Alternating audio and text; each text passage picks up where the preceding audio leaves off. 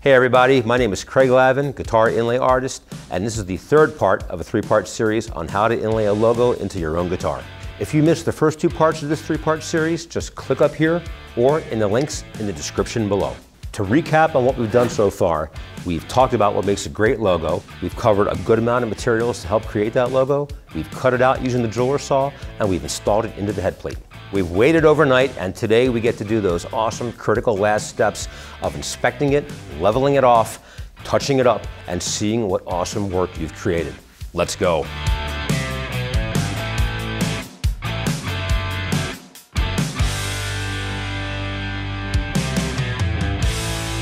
So as I mentioned at the end of the last episode, this is going to be the worst this inlay looks.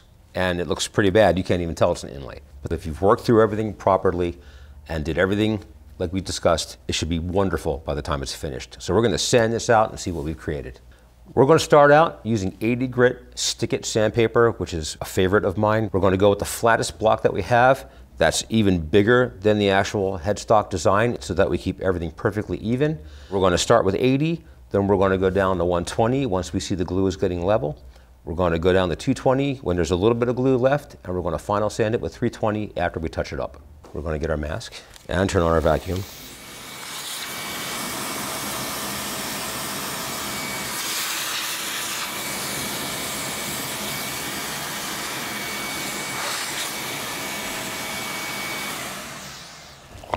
Okay, so we've sanded down with 80 grit to the point where we have a little more than enough glue left over. We can clearly see the logo, we can clearly see the little domino fretboard logo that goes underneath of that, and we're already hitting our fret dots, which means we are close to being level.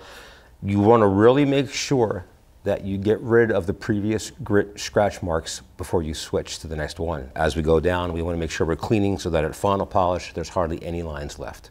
As you are sanding away this glue and the inlay is revealed, that you are also sanding away your template. So let's make sure we retain all of our patterns as we do our build process, and we have those ready for the final. Right now, we've gone down from 80 grit to 120.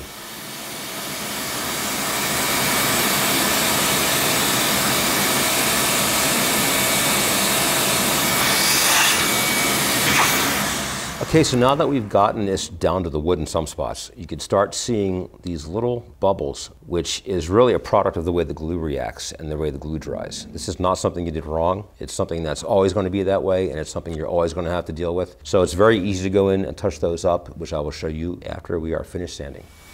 Now that we're done with our 120 grit paper, we're going to drop down to 220 grit, which is way less aggressive, and it allows us to work around the edges and areas that are already pretty much sanded through without taking off too much more inlay.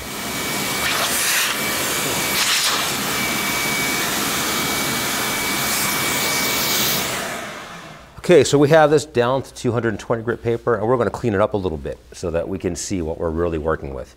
I'm going to take a few mineral spirits here and just wipe this clean. Oh, there we go. And now you're getting to see how that color pops and how that pearl really lights up. There were some bubbles that were generated between the little red areas of the Atlantine. Right. Air bubbles in an inlay look like little white spots because they really only show up once you're done sanding out. So what's happening is you're trapping dirt and debris in them.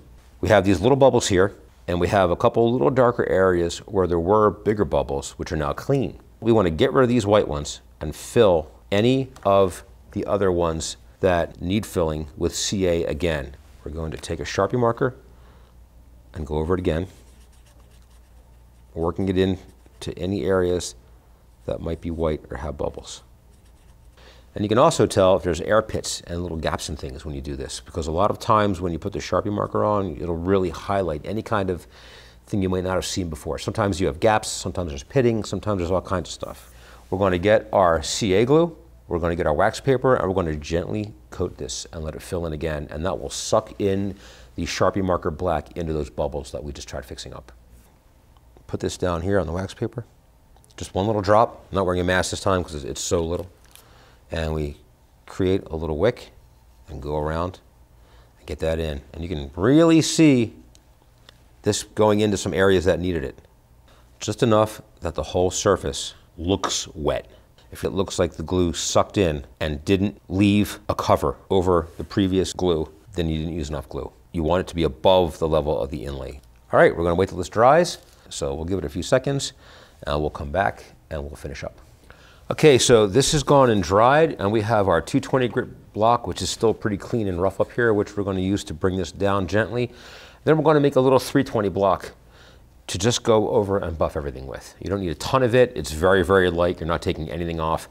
I don't like to go higher than 320 because the more you polish it now, the more it's gonna highlight any glue that's in there. It's just gonna make it shine, and you don't want that. You're gonna finish this, it's gonna sink into the wood and make the inlay pop. So we're gonna take a little 320 grit paper right here and put it on this block and cut this out. Now that's ready, and our 220 is ready. I'm not gonna put on a mask because it's gonna be real fast, and we're gonna vacuum it anyway. So we're good.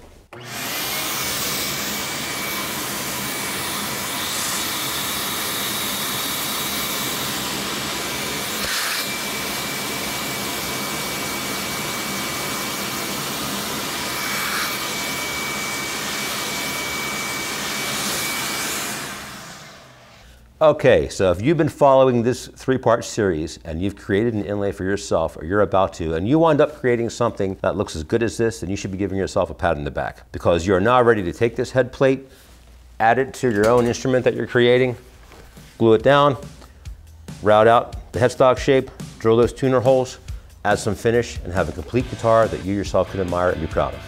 Inlay is one of those things that as you do it, you are going to get better and better every single time. This is something where practice makes perfect, so get out there, draw, design, create, find new materials that others haven't used yet, learn from those who've done this before. If you're anything like me, inlay will become your passion, and you'll be doing it either as a hobby or as a profession. So don't hold yourself back. Start out slow, start out small, get bigger and bigger, take on larger projects, find new materials, design things the way you like them, and think outside the box. Be creative and let creativity be your guide.